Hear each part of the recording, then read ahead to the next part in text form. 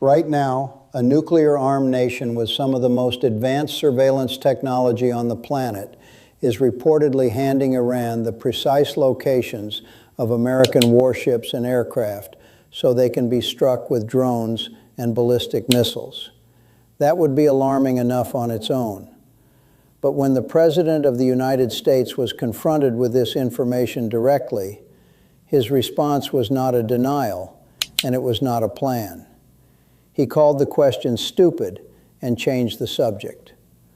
What is happening behind the scenes right now should concern every single American, and today we are going to walk through all of it. According to a detailed report from the Washington Post, 3 U.S. officials familiar with classified intelligence have confirmed that Russia has been providing Iran with targeting information since this conflict escalated. The data reportedly includes the locations of American military assets across the Middle East, specifically warships and aircraft, though officials indicated the scope may extend beyond that. These officials spoke anonymously due to the extreme sensitivity of the matter. When the Washington Post reached Dmitry Peskov, the Kremlin spokesperson, he declined to offer any comment. Now here is why this matters beyond the obvious. Intelligence analysts describe Russia's surveillance capabilities as among the most precise and technically advanced in the world. If these reports hold up, Iran is not guessing where American forces are. It is receiving exact positioning data from a global military power. This would mark the first confirmed instance of another major U.S. adversary directly participating, even indirectly, in hostilities against American forces during this conflict. That is a historic and deeply dangerous development, and it deserved a serious presidential response. Instead, something very different happened. Hit subscribe right now if you want the truth without the corporate filter. We cover what they won't every single day. Turn on notifications so you never miss when we expose the next major story. Do it now. Earlier today, the President held a press conference. Given that American troops are operating in an active war zone and facing an enemy now reportedly backed by Russian intelligence, you might assume the press conference was about the war. It was not. The event was entirely focused on college athletes and whether they should receive compensation for their name, image, and likeness.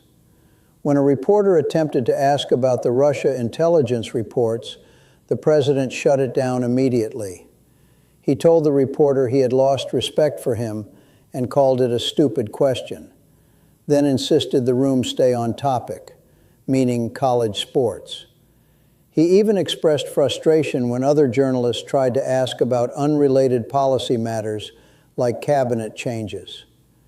At no point during the event did he address the military conflict, the intelligence about Russia, or the status of American service members deployed in the region. As of this recording, there has still been no formal address to the American people about this rapidly expanding war. The President has not sat down, looked into a camera, and explained to the country what is happening, why troops are in harm's way, or what the end game looks like.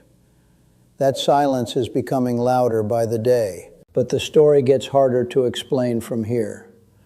The very same week that credible reports emerged about Russia allegedly helping Iran target American forces, Treasury Secretary Scott Bessent announced the United States is easing sanctions on Russian oil.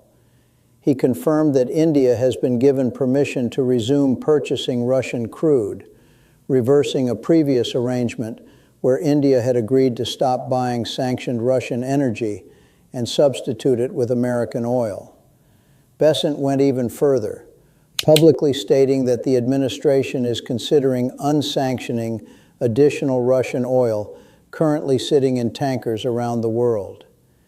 He framed this as a strategy to stabilize global energy markets during the conflict. But consider the optics and the substance of what is happening here. American intelligence officials are telling reporters that Russia is actively assisting an enemy that is firing missiles at U.S. assets. And simultaneously, the U.S. government is opening new revenue streams for Russia by lifting restrictions on its most valuable export. Veterans and military analysts responded with alarm. The fundamental question several of them raised is simple. If Russia is helping the enemy target American troops, why is the United States making it easier for Russia to make money? No one in the administration has provided a satisfactory answer. The official White House position on the intelligence reports may be the most jaw-dropping element of this entire story. When the press secretary was asked directly about the confirmed reports of Russian intelligence sharing with Iran, she said, and these are her words, "Whether or not this happened, it frankly does not really matter." She then pivoted to prepared talking points about how the military is overwhelming Iran. A Republican congressman reinforced this posture, essentially telling the public to disregard the reports entirely. Let that sit for a moment. The administration's on-the-record stance is that it is irrelevant whether a foreign power is providing an enemy nation with the tools to locate and strike American military personnel. This is not a misquote or a taken out of context clip. This was stated clearly during an official press briefing. For an administration that has built its brand on projecting strength and prioritizing American interests, dismissing a direct threat to American troops as something that doesn't really matter creates a contradiction so severe that no amount of messaging can paper over it. And yet the follow-up pressure from the press room was minimal. On the ground, the military situation is intensifying at a pace that suggests this conflict is far from winding down.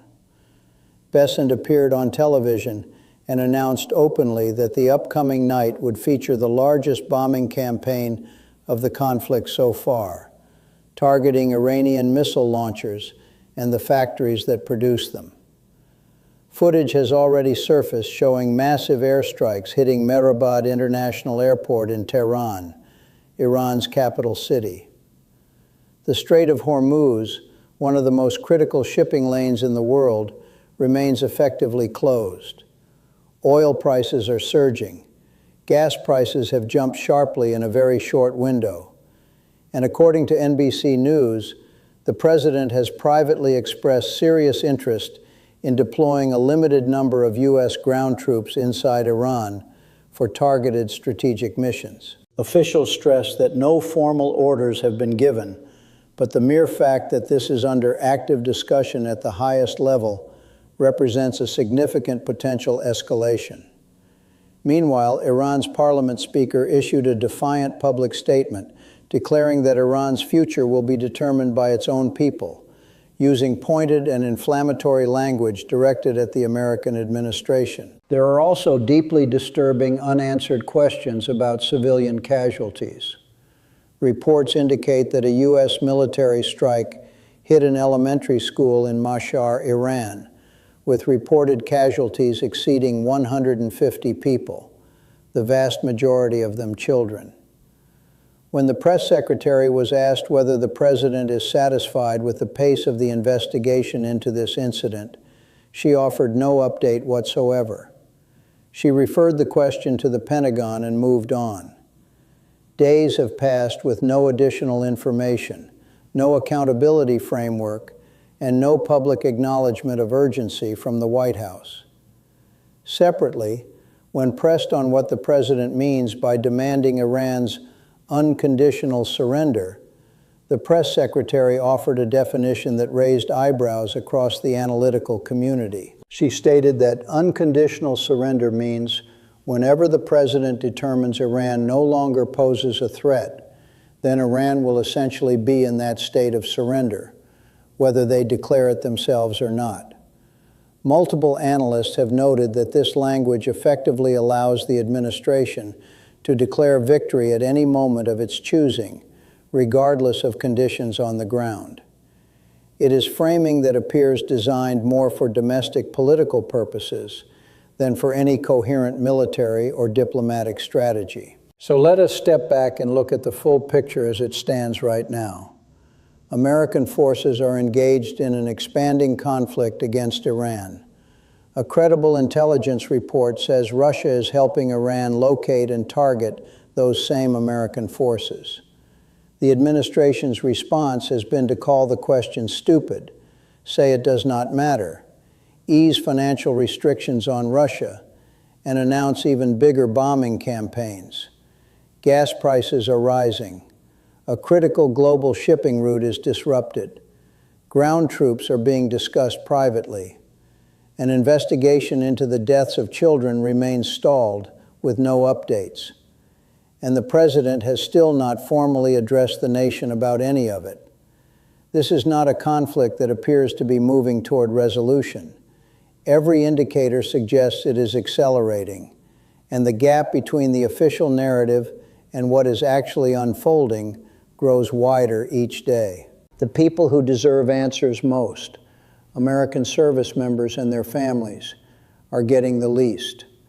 That should matter to everyone, regardless of political affiliation. Tell me what you think in the comments below. If this is your first time here at Daily News Report, hit subscribe so you do not miss what comes next, because this story is far from over.